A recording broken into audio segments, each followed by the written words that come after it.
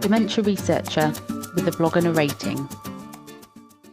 Research impact, beginning at the end. Don't think of impact as something that happens after the fact. The opening words from Professor Mike Kelly at a workshop by the Cambridge Centre for Science and Policy. Strong words from the former director of the Centre for Public Health at the National Institute of Health and Care Excellence. Strong words which hit a chord with me. It's always been a priority of mine to research topics which can be readily applied to generate concrete change.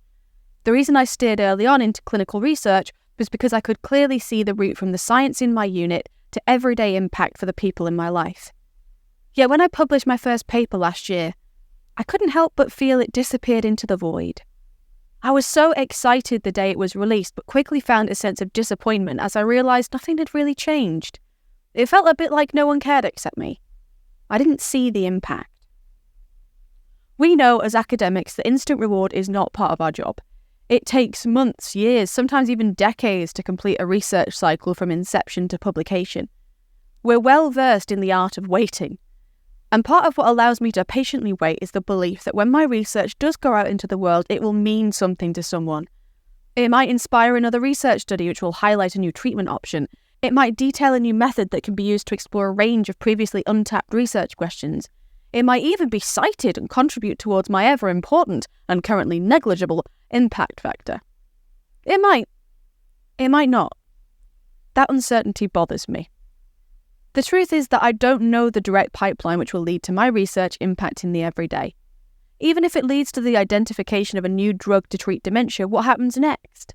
How do I make sure that drug is used? How do I make sure it doesn't enter the void? Of course, a lot can be said for the power of science communication. There are many channels that can be used to publicise research beyond the confines of our personal social media pages. I could have certainly done more with my first paper to reach a greater audience. But this is something we focus on at the end of the research cycle. And even the best communication can't save research that started off on the wrong foot all those many moons ago. So, how do we ensure that our research has impact? Well, according to the workshop I attended, the all-important trick is to start at the beginning.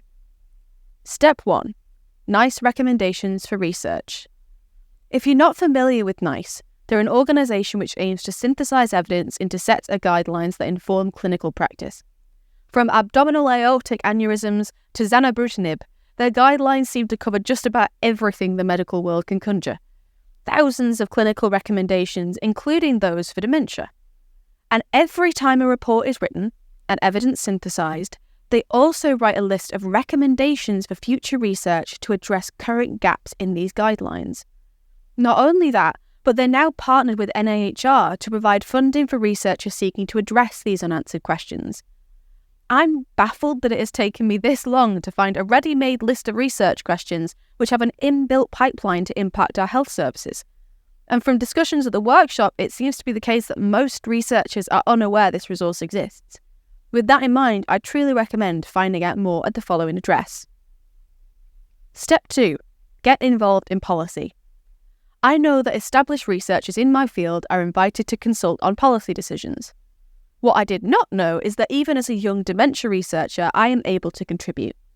As a registered stakeholder with NICE, you can comment on draft guidelines, and anyone, including members of the public, are able to observe their committee meetings. I now also have a webpage on the Cambridge Centre for Science and Policy, which increases my visibility to policymakers who might want to discuss issues I have experience with.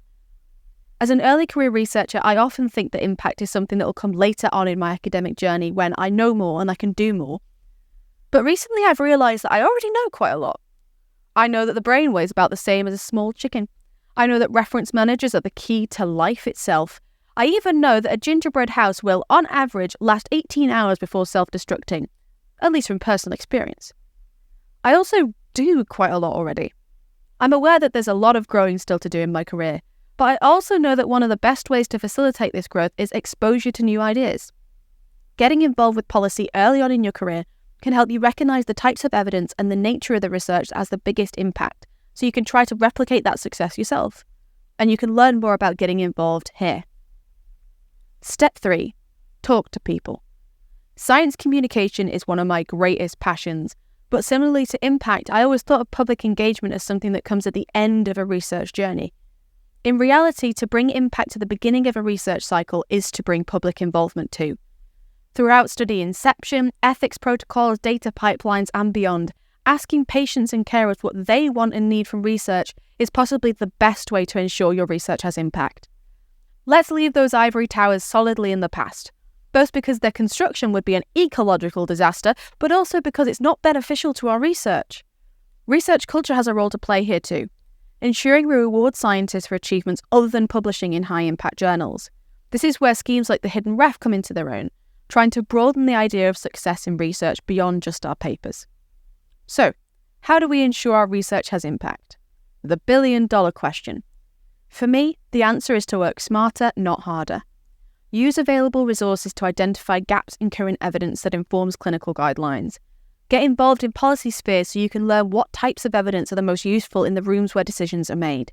Talk to people who should be impacted by your research and make sure you ask them what they would want to see. There are no guarantees in science. We can never change all those mights into no's.